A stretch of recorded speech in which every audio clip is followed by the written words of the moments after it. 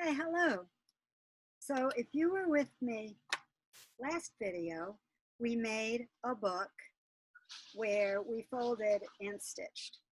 Today we're going to make a book where we fold and glue. It's pretty easy and you can make it just about any size that you want. I had some scrap paper. You're going to need 3 sheets of kind of a thin paper, like copy paper that would go into a copy machine or a scanner.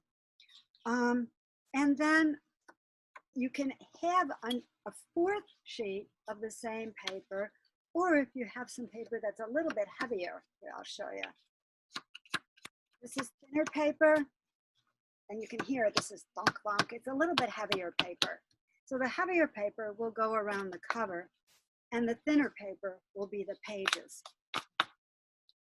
I cut my paper to be twice as wide, 2 times as wide as it is tall, because I'm going to fold each one of these sheets in half. But before I do, I'm going to give you a little hint on how to cut your paper so that when you fold it, it's real easy and it looks really nice. It looks really professional. So here's a piece of paper, which is a heavier paper. You can hear thunk, thunk, thunk. It's not really thin. And if I kind of just move it like this, it's easier to fold over on one side than it is on the other. Well, this is a little harder. It gives me a resistance. It pushes back. But this way, it kind of folds easier. So that means the way that the fibers line up in the paper is in this direction. It folds easier with what's called the grain of the paper. Folds harder that way, folds easier this way.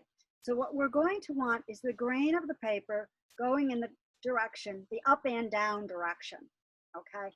My book is going to be square, so I can't say the tall direction, but if a book is going to be taller than it is wide, then it would be the tall direction. So I'm going to put that sample piece of paper aside, and I cut this paper so that it folds nice and easy, and I cut a piece of cover paper that's just a little bit longer.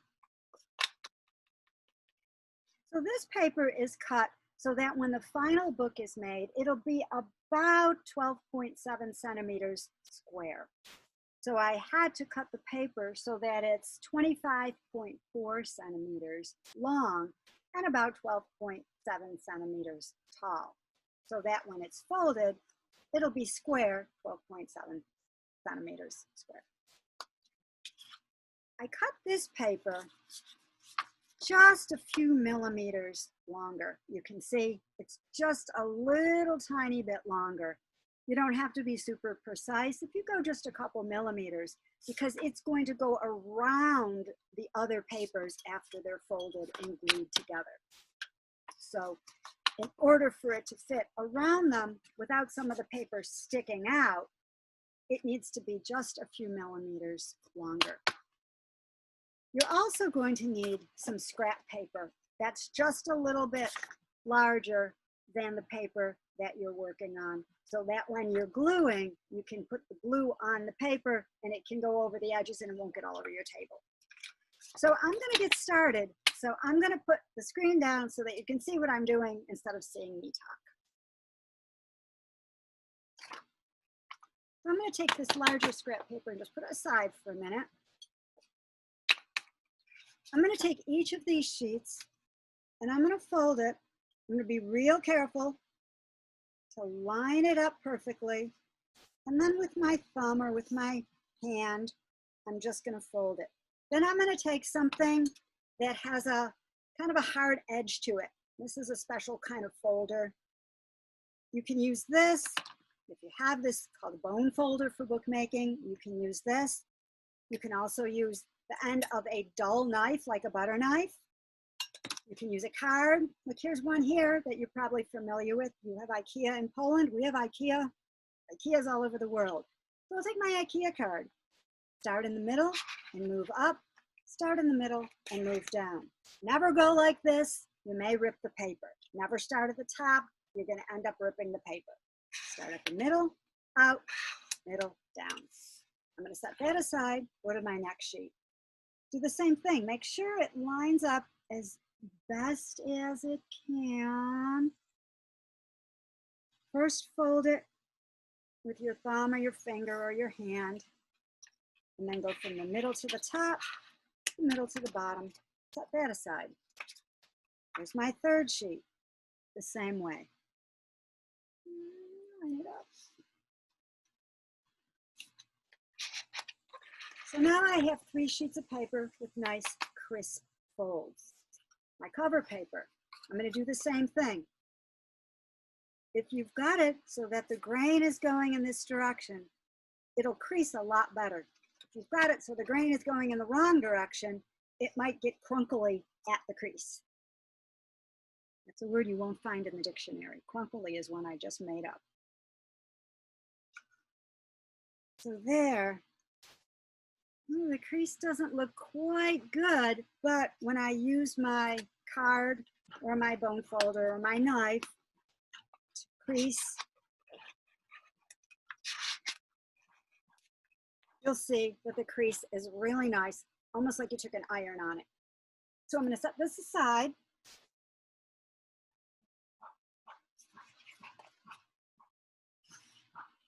Grab my scrap papers. Take one of my sheets and a second one of my sheets. Take a glue stick.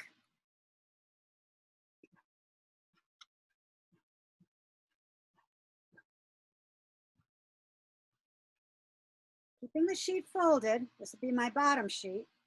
I'm going to put glue stick all over the one side.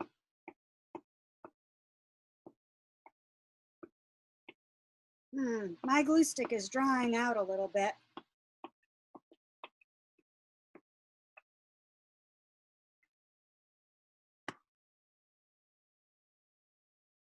Then I'm going to take this sheet, make sure the fold is on the left side. Make sure the fold is on the left side.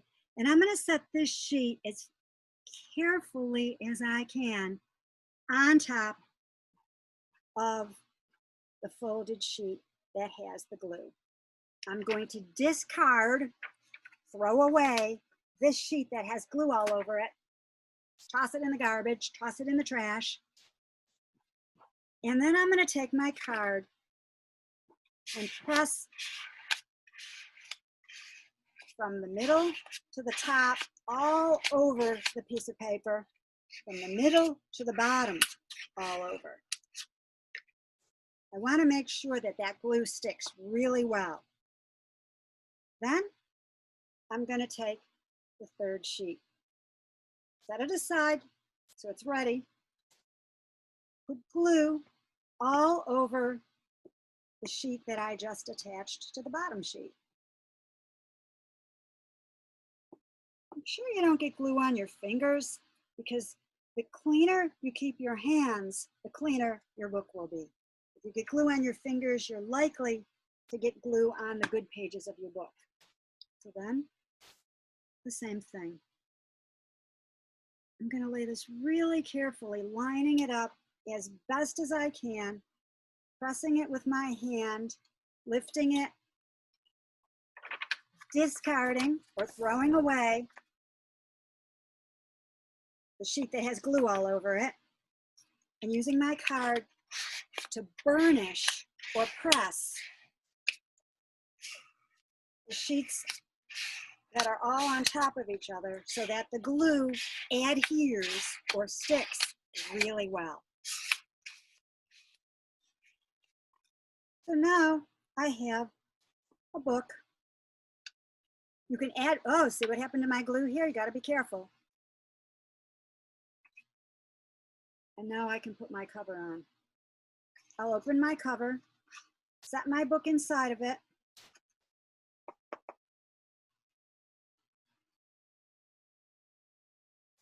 I use my card to press it really well.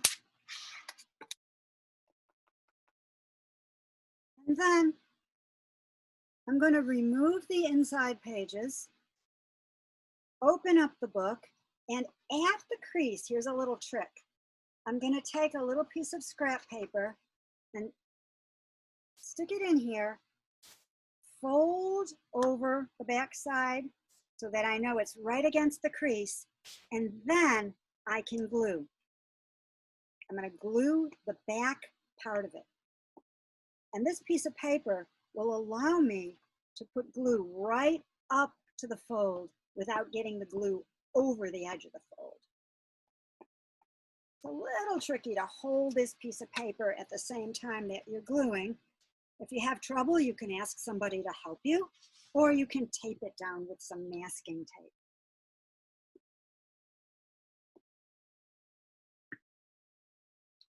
I'm going to leave that piece of paper there and just set my inside pages so that they're kind of against that piece of white paper that I used as a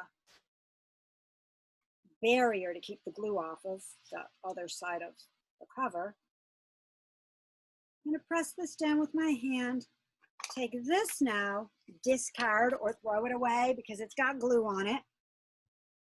Take this sheet, discard and throw it away. You'll see some of my scrap paper is stuff that has writing or printing on one side. I don't like to use brand new clean scrap paper. I like to recycle.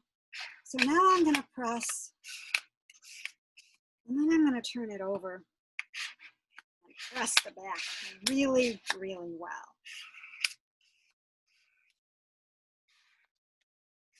Now, I bet you can guess what I'm going to do next.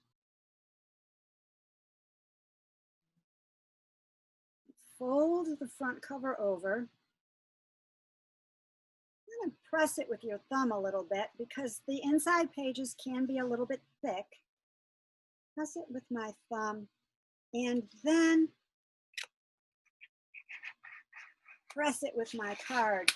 The card seems a little thin, a little flimsy for all these layers of paper. I think I'm going to go with my knife, which is a little heavier. It presses the crease down a little better. If you do use a knife, use a dull butter knife. Do not use a sharp knife.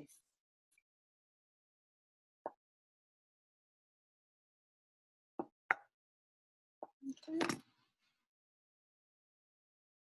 I would not use a ruler, although you might be tempted to, because the ruler, if it's a metal ruler, has sharp edges and it can cut the paper. Use something that's plastic or bone or a rounded kind of dull metal, not this edge of the knife, but the back edge of it. So here's my book. I do not have to glue the front cover because the back cover is glued. So the cover stays put. And here's my little book. What you'll have to do is make sure the glue doesn't stick to the pages. So the best thing to do when you're letting it dry is to just keep it open like that for a little while until the glue dries. If you add more pages, which you can, you would have to make the cover even longer to compensate or to allow for the layers of paper so that the cover can go around without the paper sticking through. You can see mine sticks through just a little bit. You might want to take a pair of scissors and cut it, or just leave it like that. So there's a book. You can write in it, illustrate in it, practice writing in English, telling maybe the instructions for making the book, maybe something about your summer, whatever. It's your choice, it's your book. So thank you for watching and enjoy making your book.